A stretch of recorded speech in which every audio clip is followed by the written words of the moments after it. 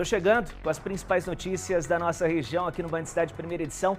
Bora já ver como é que tá o tempo em São José dos Campos. Nossa câmera direto do Complexo Colinas, sede do Grupo Bandeirantes de Comunicação no Vale do Paraíba, faz 28 graus. Neste momento na cidade, início de tarde quente em São José e vem aí uma nova onda de calor, viu? É a quarta onda de calor enfrentada pelo Brasil este ano. Mais detalhes já já. Fica comigo que eu te faço companhia até a 1 da tarde com as notícias da nossa região. Sempre bom contar com a sua companhia nessa hora do almoço. Vambora!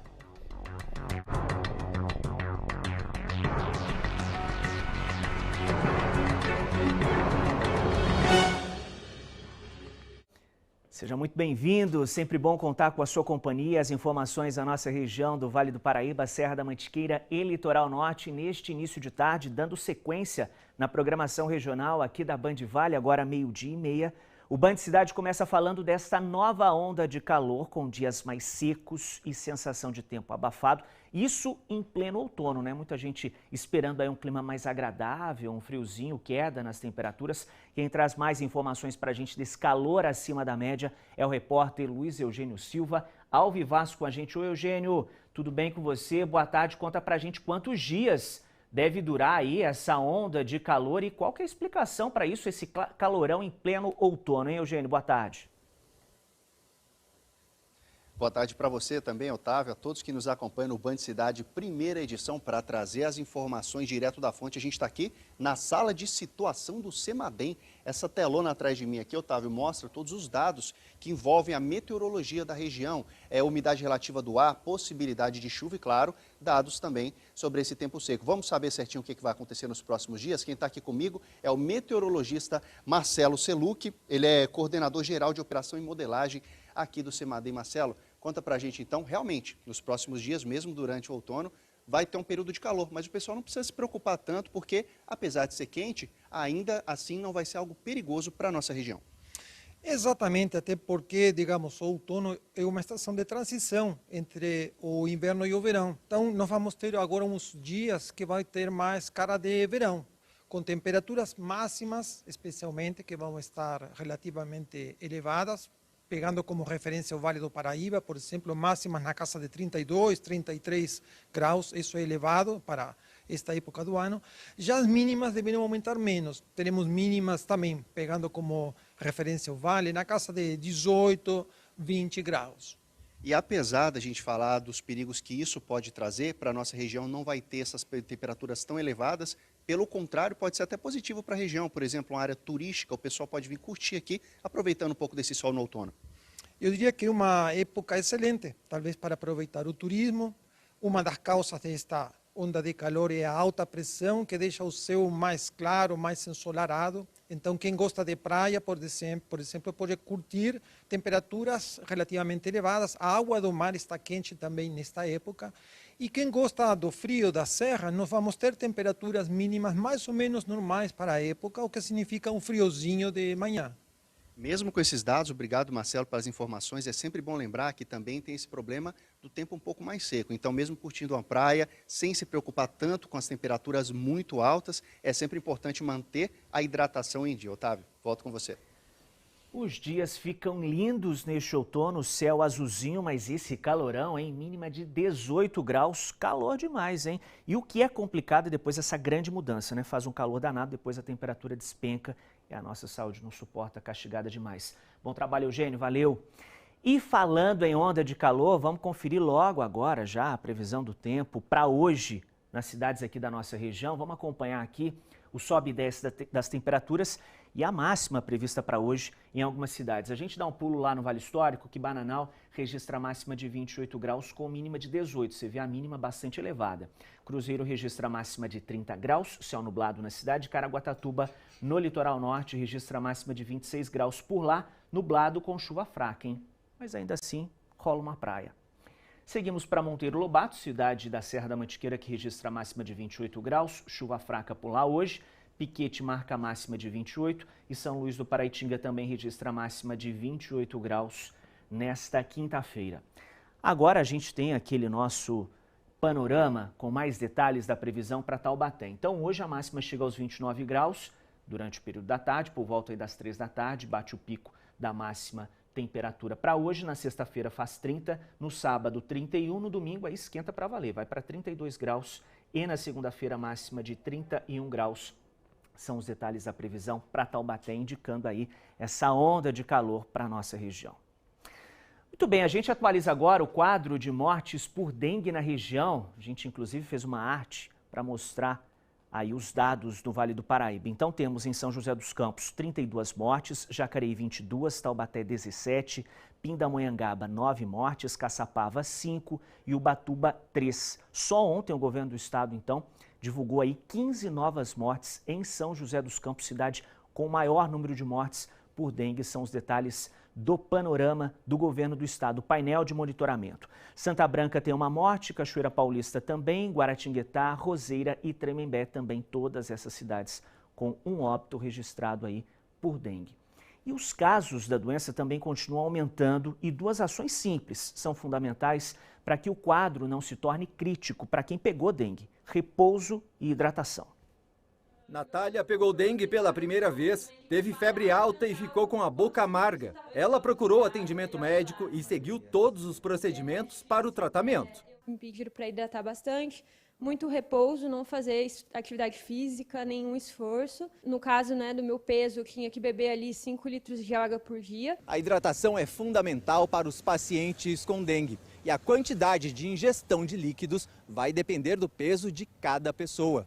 E no caso grave da doença, o protocolo do Ministério da Saúde é a internação para o manejo clínico adequado para cada pessoa. Nós temos descrito alguns sinais de alarme, como vômito persistente, intolerância à ingesta oral em casa, dificuldade respiratória, disfunções dos órgãos nobres, queda das plaquetas. Então, nesses casos, sim, já é recomendado a internação. Ainda segundo a especialista, o soro caseiro também faz parte deste tratamento. Basta ter água, sal e açúcar em casa. Vamos pegar por base um paciente com 60 quilos, tá? Ele pode fazer o soro em casa, é 1 litro de água filtrada ou fervida, 1 colher de chá de sal e 1 colher de sopa de açúcar. Ele vai tomar de 1 litro, 1,5 litro somente desse soro caseiro. Tá? E o restante ele vai completar aí até mais ou menos uns 5 litros com água. Neste centro de referência da dengue da Vila Industrial, em São José dos Campos, os pacientes saem da unidade com a documentação que mostra exatamente como cada um vai precisar seguir o tratamento. Eu não bebo muita água, então agora é reforçar no soro, muita água. Se a gente esquecer de hidratar, se a gente esquecer de se cuidar, e mesmo que a gente não sente fome, a gente ainda fica com o corpo todo ruim, a gente tem que conseguir comer. 12h37, o prefeito de São José dos Campos, Anderson Farias, esteve hoje em uma entrevista ao vivo no jornal Primeira Hora Regional da Rádio Band Vale FM. Ele falou sobre a situação da dengue na cidade e o atendimento para os pacientes. Vamos conferir um trecho dessa entrevista. Nós fizemos algumas mudanças, alterações, para que a gente pudesse amenizar o máximo possível. Tem dias que a gente chega às 5, 6, 7 horas do atendimento, mas na média a gente consegue atender aí com 3 horas e meia, 4 horas. Quando a gente fala dessas 15 novos casos, não são mortes que aconteceram esta semana. São mortes aí de casos até de 30 dias atrás ou até mais de 30 dias, mas ainda estavam sendo confirmados. Então, o que nós temos desses últimos 15 dias é uma queda, tanto no atendimento de porta como também nas internações.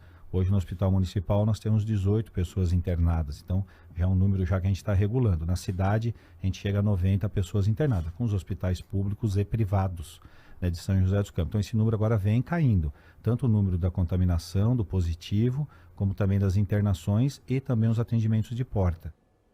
É uma tendência, essa queda no número de casos, ainda mais com a questão das temperaturas, diminuição das chuvas, mas a gente não pode se descuidar, Não dá para deixar a água parada para a proliferação aí do mosquito Aedes aegypti, Vamos girar então com a nossa reportagem. Band Cidade Primeira Edição no ar, agora 12h38. O inquérito sobre a queda do helicóptero em Paraibuna, que aconteceu no fim do ano passado, foi finalizado pela Polícia Civil.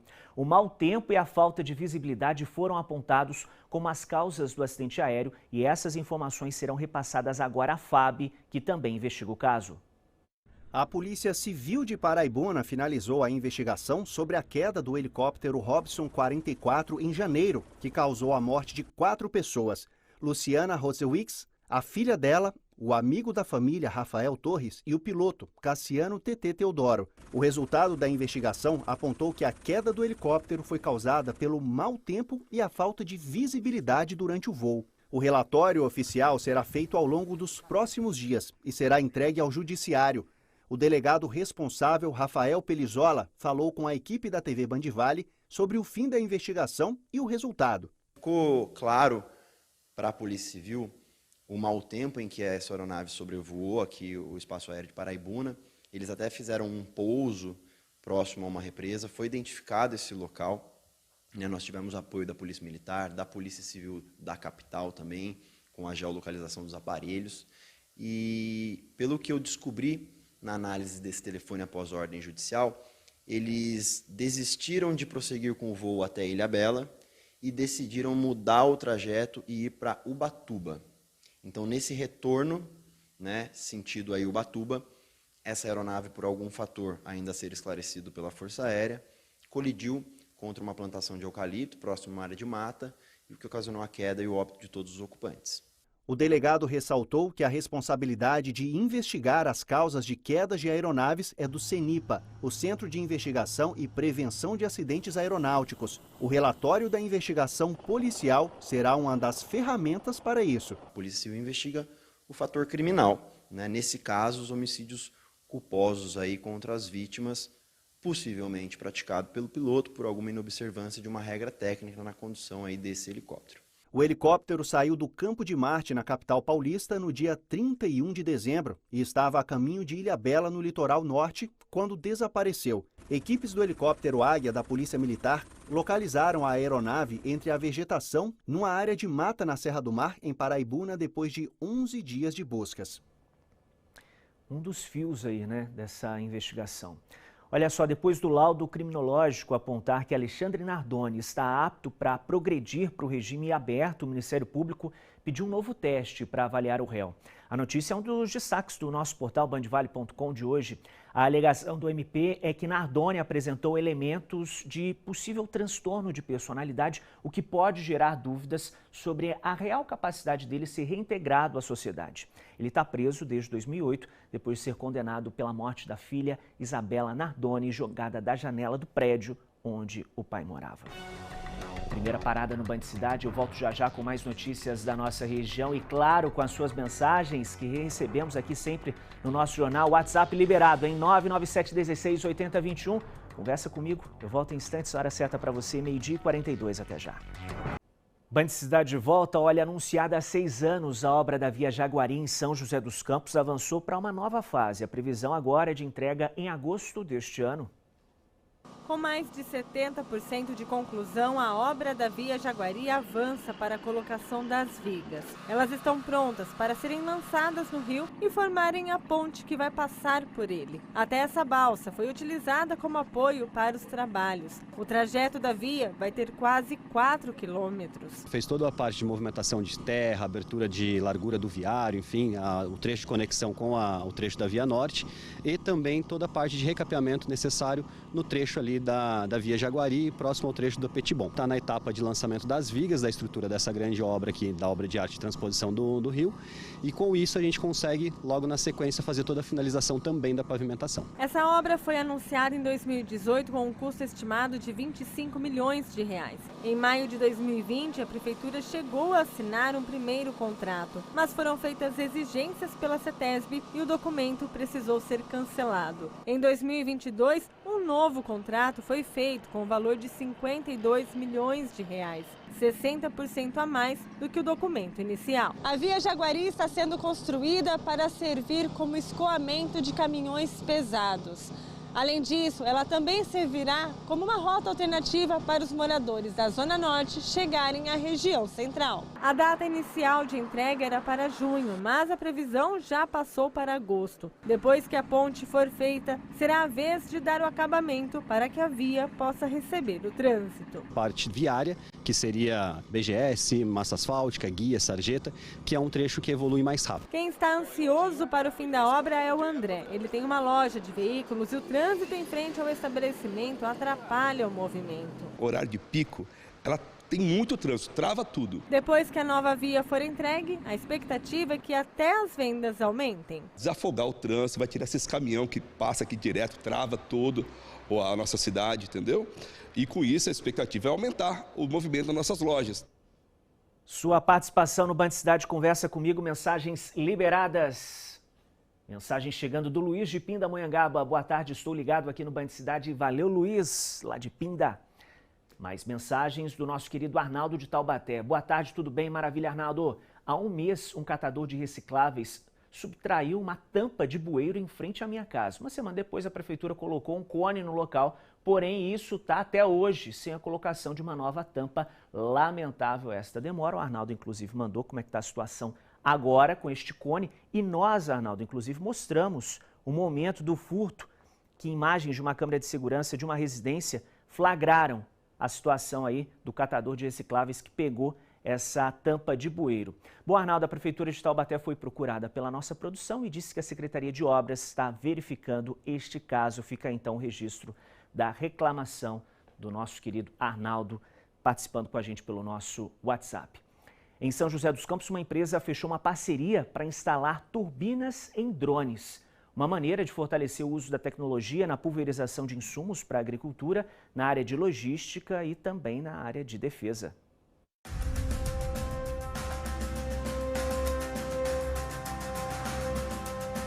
Os ataques aéreos com drones ganharam repercussão nos conflitos entre Ucrânia e Rússia e os mais recentes entre Irã e Israel.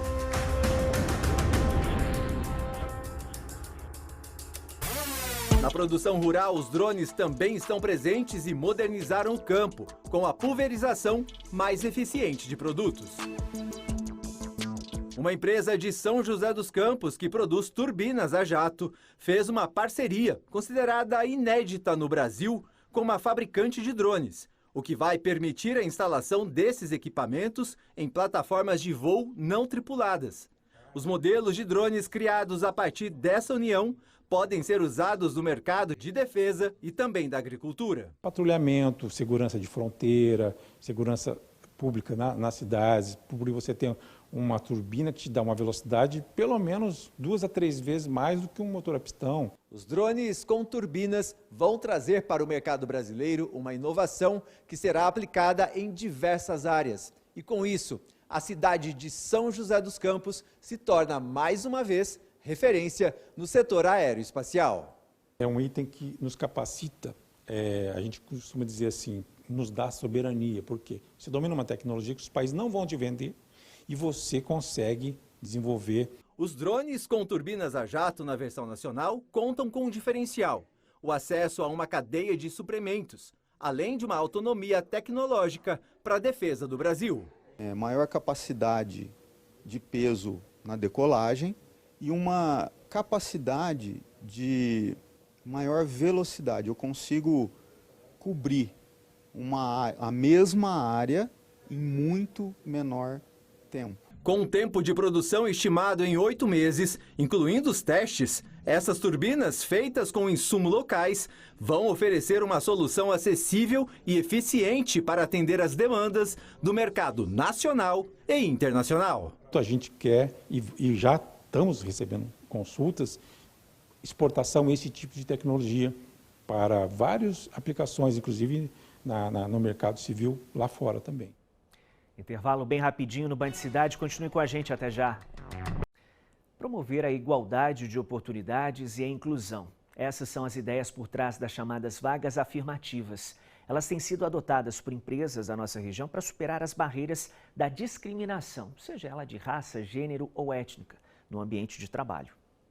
A Aline é uma mulher negra e em 12 anos em que atua no mercado profissional, já passou por situações que notou que a identidade racial foi um problema. Participei de processo seletivo onde, ao chegar, uma das questões foi: seu cabelo é enroladinho assim ou você costuma alisar como as meninas aqui. Muita gente encontra essa dificuldade no mercado de trabalho. Dados do IBGE apontam que a desocupação, a subutilização e a informalidade continuam atingindo mais pretos e pardos do que brancos. Só para se ter uma ideia, as taxas de desocupação foram de 11% para os brancos, 16,5% para os pretos e 16% para os pardos. Para enfrentar essa barreira, algumas empresas têm adotado a estratégia de ampliar a inclusão de grupos minoritários. São as chamadas vagas afirmativas, que são criadas com o objetivo de promover a igualdade. É o caso desta empresa com escritório em São José dos Campos, que criou um processo seletivo voltado às minorias, como pessoas negras, mulheres, população LGBTQIA+,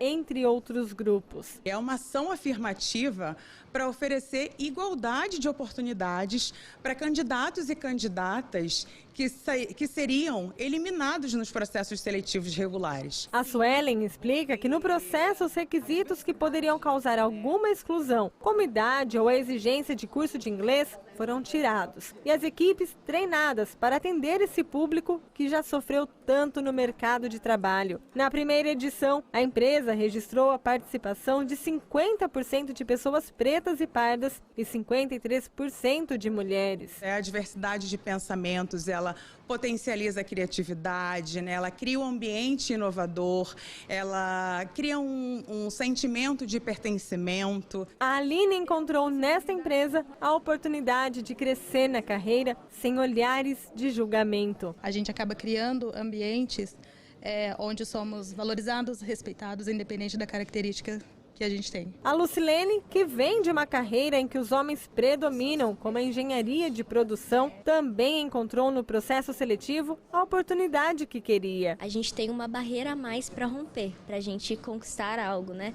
Então, esses programas, eles facilitam que a gente também alcance as coisas, né? A questão da equidade. Essa especialista explica que dar a abertura para que diferentes grupos participem faz bem para os trabalhadores e para as empresas. Uma forma também humanizada, uma forma onde realmente atrai outros profissionais a querer fazer parte daquele time. Mas tanto empresas quanto candidatos precisam ficar atentos. As empresas não podem pegar uma carona e colocar vagas, por exemplo, determinar idades para profissionais, né, para se enquadrar em determinadas oportunidades. Se ela não se enquadra na questão do LGBTQIPNA+, ela não pode mentir num processo seletivo que ela se enquadra só para conseguir uma vaga.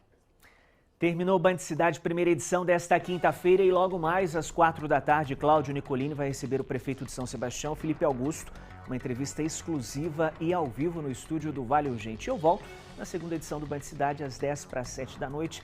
Valeu demais pela companhia. Chegando agora a dupla mais querida desse nosso Brasil, Lucas Sanseverino e Águida Queiroz. Olha como eles são lindos, né? Super combinam os detalhes, o cuidado na roupa, na paleta de cores. Um beijo para vocês, dupla. Viu só, hoje a gente tá combinandinho, Sim, Valtinho. sempre, lindos. Quase todos os dias mesmo. Um beijo, viu? Bom trabalho para vocês. Beijo, boa tarde para você.